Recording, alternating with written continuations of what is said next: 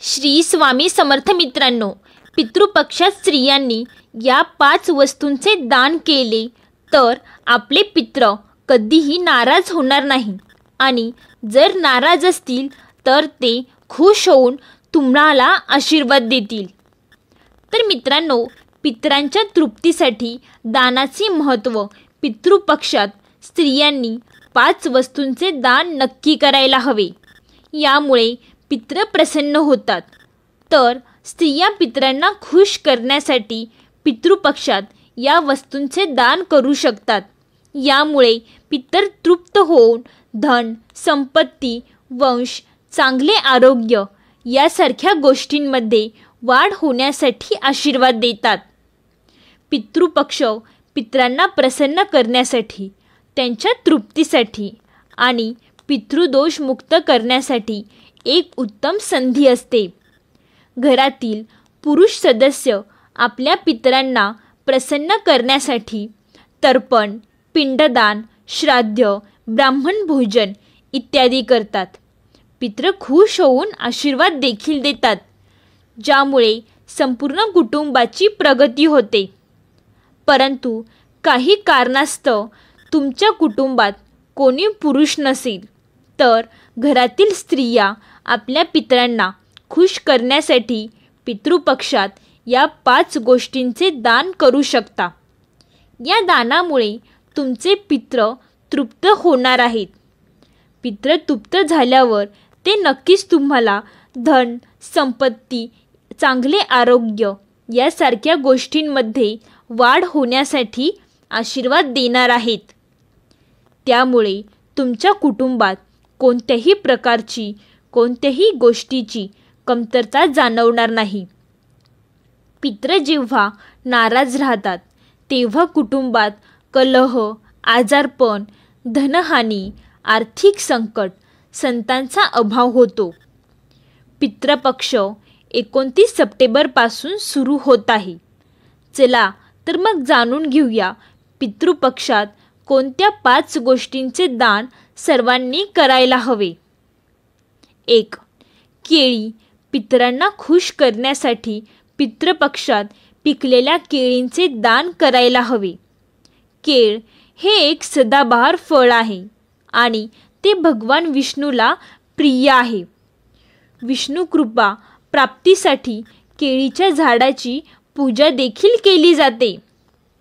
भगवान विष्णू हे मुक्ती प्रदान करणारे आहेत. पितर केळांचे दान या प्रकारे प्रसन्न होतात की ते तुम्हाला आशीर्वाद देऊन आपला वंश धन्य करतात. 2. दही. दही पितरांच्या तृप्तीसाठी तुम्ही नक्की दान करू शकता. कच्चं दूध असतं तर दही पिकलेल्या दुधापासून बनतं आणि ते घट्ट असतं. पितरांनाही दही प्रिय आहे. दही स्थिर आणि घट्ट असतं. पितरांना आपल्या जीवनात स्थिरता मिळावी म्हणून दही हे दान करू शकता. 3. पांढऱ्या मिठाईचे दान पितरांना प्रसन्न होण्यासाठी करतात. पांढऱ्या मिठाईच्या दानाने पितरे प्रसन्न होऊन आपल्याला आशीर्वाद देतात. पितर प्रेत भावात असतात आणि ते अंधकारात राहत असतात. या भावात ते आपल्या वंशाला त्रास देऊ नयेत म्हणून यासाठी पांढऱ्या मिठाईचे दान करावे. पितरांना पांढऱ्या वस्तूचे दान करतात. श्वेत रंग हा सकारात्मकतेचे प्रतीक आहे. त्यामुळे ते पित्र आपल्यावर प्रसन्न होतात. 4. लागवडीचे पान. हे पितरांची कृपा प्राप्तीसाठी पितृपक्षात त्यांना लागवडीचे पान दान करायला हवे. लागवडीचे पान म्हणजे पानाचे बीड. तुम्ही लागवडीचे पान दान केल्यास तुमचे घर संपत्तीने भरून जाईल. 5. दक्षिणा. दक्षिणेशिवाय कोणतेही दान फलित होत नाही. ते व्यर्थ समजले जाते.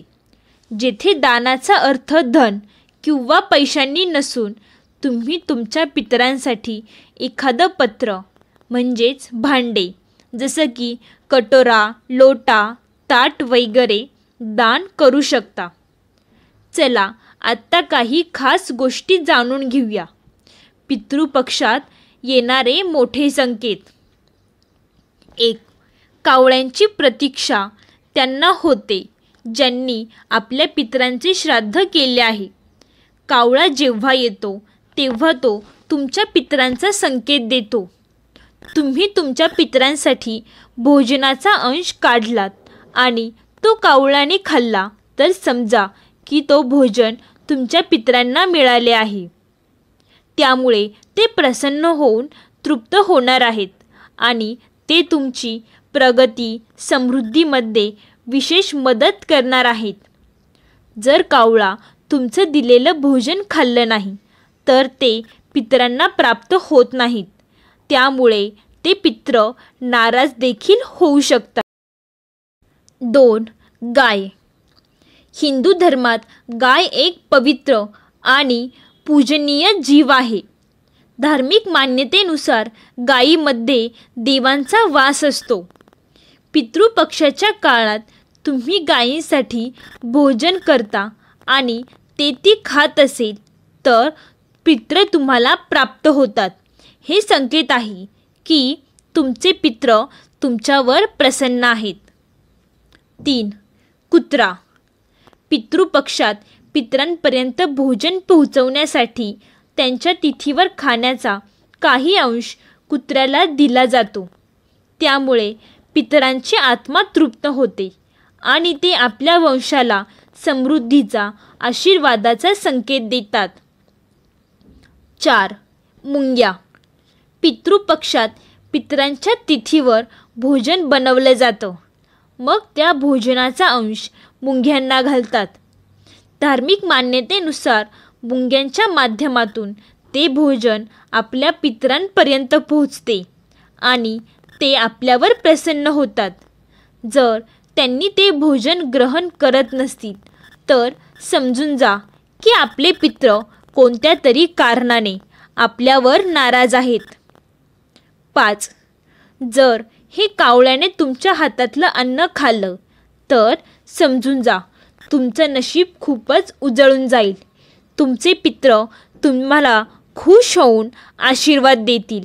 तसेच तुमची त्या वर्षात भरभराट देखील होऊन जाईल. तर मित्रांनो, तुम्हाला हा व्हिडिओ कसा वाटला हे कमेंटमध्ये नक्की सांगा. तसेच व्हिडिओ आवडला असेल तर व्हिडिओला लाईक करून चॅनलला सबस्क्राईब करून कमेंटमध्ये श्री स्वामी समर्थ लिहायला विसरू नका. धन्यवाद मित्रांनो. बोला श्री स्वामी समर्थ.